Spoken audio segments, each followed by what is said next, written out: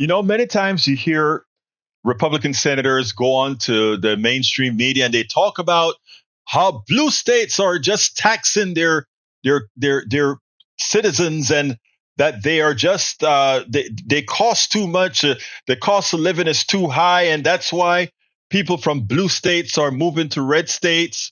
Notice that when people from blue states move to red states, they usually move after they've established themselves, and in effect, they come to red states to live an easy life, as the people in the red states take care of them, as they use their higher incomes, higher education levels from whence they come to come into these red states, and again, live the easy life. It is the same thing Americans do when they move. They make their fortune in the United States, and then they move to places like Costa Rica or Thailand so that their dollars can stretch a lot further, right? In other words, the blue states take care of their people. Then many of them who needs to stretch their dollars move to the red states and have the red states people take care of them. Hey, what can I say? It's a financial decision, but you know who always suffers in that situation? The original residents of the red states who got nothing from the red states. Didn't get a health care, didn't get education, didn't get anything of consequence. They ultimately suffer. And you know what? Too often when these guys go into on TV, rarely do you see the host of these programs correct them and say, remember, your red state is sicker, your red state is less educated, your red state has less upward mobility, and your red state's women have little rights. Rarely do you hear that. But you know what? Today on the Sunday morning programs, one of the panelists made it clear, and it was said so succinctly, I don't think I've ever heard it say that well, except sometimes with Chris Hayes and others where they bring it on and off. But this on a Sunday show that has a different audience, it was wonderful for them to see the truth. Check this out, and then we'll take it on the other side.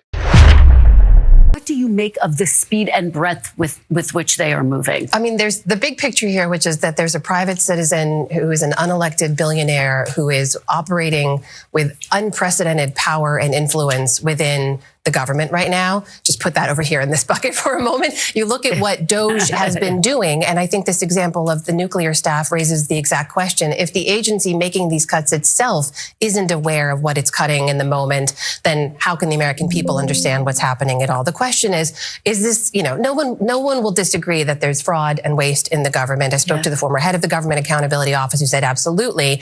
The way you get there is not mass firing the inspectors general. The way you get there is not using a machete rather than a scalpel. So these mistakes, as they call them, could have real consequences. Well, Sahil, President Trump says, this is what I campaigned on. I'm following through with it. The counterpoint to that is, did he campaign on cuts that go this deep? And there are jitters about Medicaid and about Social Security, even though Trump has said Social Security is off the table for cuts. Yeah, exactly. That's the problem that President Trump and Elon Musk are running into, that they're already early rumblings of Republican angst about the way they're proceeding with this, for the specific reason that some of these cuts hit home for Republican allies of Donald Trump. The NIH indirect cuts, we've seen several senators come out and say this is going to hurt institutions in my state, including Senator Katie Britt of Alabama, the university, which happens to be her state's largest employer. She's unhappy about that. USAID, which Republicans generally have strongly supported cutting, has the Food for Peace program, which benefits a lot of their farmers in rural America. So suddenly we're seeing a coalition of Republicans in rural states like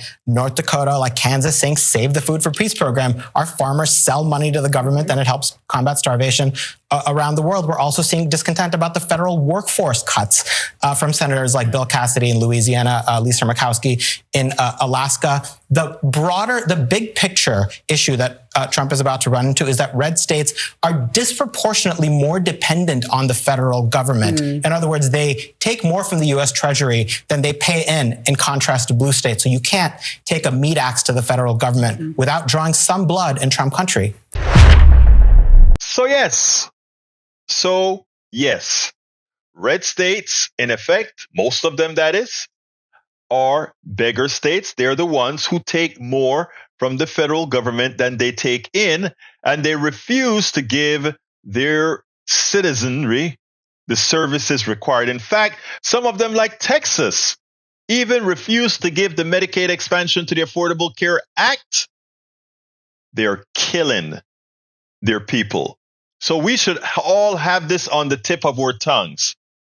Red states really don't mind killing their citizenry with the lack of services and with the lack of that which they need.